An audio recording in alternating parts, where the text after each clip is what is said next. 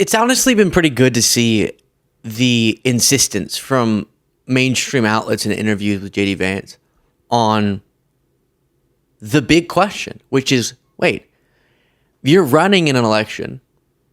You presumably, or not presumably, but you should, if you're running for such an important position of power within our democracy, you should respect our democracy. So, as a little bit of a check on that, can you just say, last time around, I know you're thinking about this election, but last time around, Trump lost, right? Just basic reality question. And JD Vance won't say it. He will not admit that. And so in every interview, he gets asked about it. And every time, he just collapses right back into these talking points about, I'm focusing on the future, blah, blah, blah. Yes, but the future is informed by the past. And we've been informed by what Trump has done to understanding how little he and apparently you respect our democratic process. So the latest example of this on ABC. And I want to end with this. In interview after interview, question after question, and in the debate, you refuse to say that Donald Trump lost the 2020 election. So I'm just going to assume that if I ask you 50 times whether he lost the election, you would not acknowledge that he did. Is that correct? Martha, you asked this question. I've been asked this question 10 times in the past couple of weeks. Of course, Donald Trump and I believe there were problems in 2020. You haven't asked about inflation. No, I'm sorry. Let's stick to this. People, I know. The American people want us to talk about how to make their lives better. They don't want us to. Why won't you say that?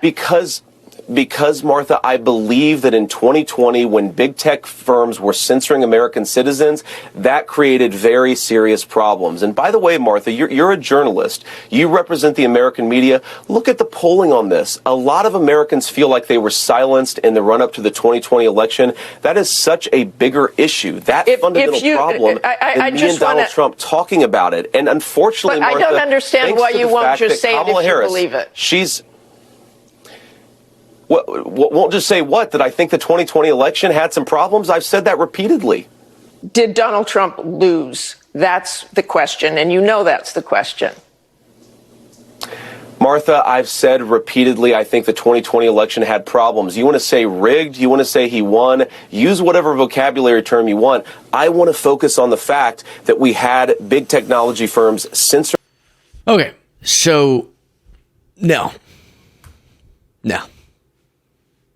And by the way, if your standard is a Hunter Biden story got so temporarily removed from a couple platforms, then reinstated, because it was removed, it got more mainstream press attention. The fact that it happened got more chatter about it than you ever would have seen before, all taking place before the election. So people knew. They knew. And then, while there are cases of people being wrongfully banned from platforms, obviously, platforms do have that power. It's a private company that can do that. So you're not talking about a matter of legality relating to our democratic process. Just as an example, when we say there was a Russian effort to help Trump in the 2016 election and beyond, I'm clear that people should not take that to mean our democratic process illegitimately selected Trump, because it didn't. Trump was legitimately selected as the president. He was the legitimate president between 2017 and 2021. And there are discussions that you can voice your opinions on without doing what MAGA has done, which is say our democratic process was fraudulent. And they mischaracterize what went on as it pertained to the Hunter Biden story. And,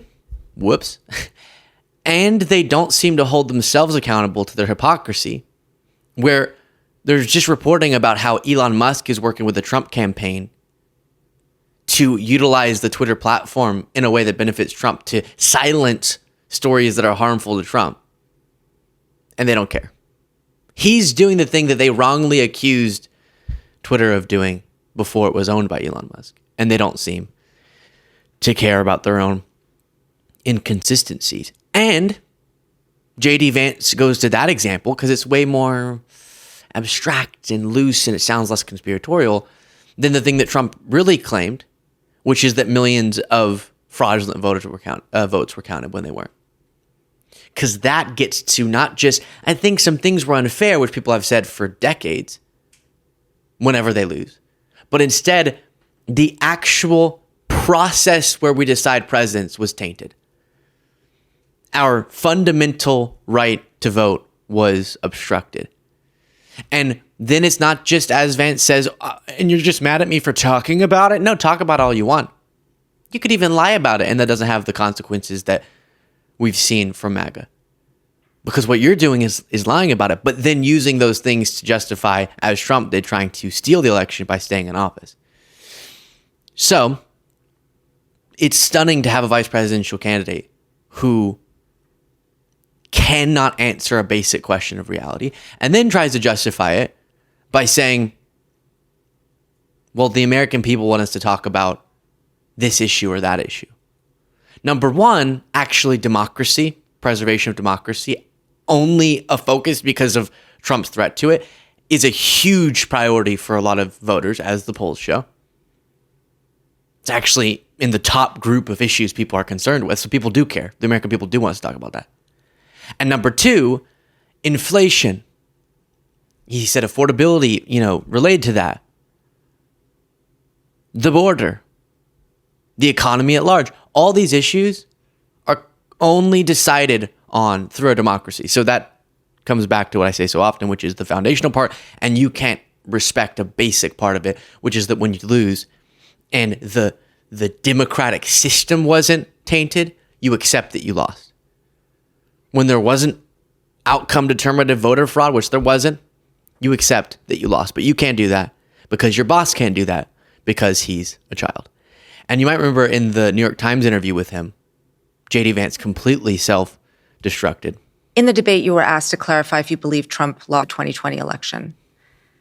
Do you believe he lost the 2020 election? I think that Donald Trump and I have both raised a number of issues with the 2020 election, but we're focused on the future. I think there's And I'll subject you to a painful amount of this in a second, but while you're listening, please do click that subscribe button. There's an obsession here with focusing on 2020. I'm much more worried about what happened after 2020. Trump's obsessed with focusing on 2020. Your guy, he brings it up. He says it was rigged. You have to defend it. Or you can drop off the ticket like a respected person. A person with some dedication to our constitutional process. You're on the ticket that's obsessed with the 2020 election. We're responding to how he is obsessed with lying about it. Which is a wide open border, groceries that are unaffordable. And look, Senator, Lulu, yes or no? Okay. Did Donald Trump lose the 2020 election? Let me ask you a question. Is it okay that big technology companies censored the Hunter Biden laptop story, which independent analysis have said cost Donald Trump millions of votes? Senator Vance, No. Sorry. Well, I'm going to ask you again. Did Donald Trump lose the 2020 election? Did big technology companies censor a story that independent studies have suggested would have cost Trump millions of votes? Senator I think that's Vance, the question. I'm going to ask you again. Did Donald Trump lose the 2020 And I've answered election? your question. and it goes on and on and on. Oh, it's so painful. How does that logic even make sense? It was back up on the platforms before the election. And it got more attention because of the moment where, among other reasons, aren't they referring to the story where there was non-consensual nudes being posted from it? So that also violates platform's terms of service. But regardless, the core story that they're concerned with, that didn't reveal anything about Joe Biden's corruption, because there wasn't any corruption there. Hunter Biden had a troubled life. Joe Biden didn't engage in corruption, as shown by your buddy, probably JD Vance, James Comer, investigating this for years and finding nothing. And ending the investigation in shame. Never bring it to a vote. But we shouldn't even engage with that. Even if there was something really bad that happened, you still should be able to answer that core question that she was asking. And apparently she asked it 5 times. But as disqualifying as this seems to, I don't want to even say rational people, but to people who really care about the core of our democratic process, the polls are tightening. Some people get mad when you bring this up. It's true. I don't know why. It's stunning. It's disturbing. But I mean, here it is. You can see that Harris, after the debate, widened her lead to 2 percentage points, and now it's back down to 1.7. But most notably, and I'll just zoom in here, this is the Real Clear Politics averages of polls. You can see in the swing states, essentially, it's a toss-up in every single state because all of these are within the margin of error. And you might remember that Harris in Michigan and Wisconsin had a larger lead a couple weeks ago. But now in Pennsylvania, North Carolina, Georgia, Arizona, Trump has a 1 percentage point lead. That's still not a big lead. And then Wisconsin, Michigan, Nevada, Trump's technically leading in all but Wisconsin. But it's weird to even call any of those a lead because it's so narrow, it's just a toss-up. So this is a motivation for us all to do everything we can, not just for ourselves to vote. Obviously, we're all going to go vote. But to motivate our friends and family too, because it's going to come down to turnout. And you could imagine a situation where, as we've seen in 2023 off-year elections, the Democrat outperforms the polls and Kamala sweeps these. That's the exciting prospect of them all being toss-ups. And then she would have a huge electoral college landslide. But the opposite could happen. Or something in between. So please, please, please make sure the people you know who are rational enough that if they went to vote, they would vote for Harris, make sure they actually go and vote. Let me know what you thought in the comments. Support the show, get the members only bonus show by clicking the join button below.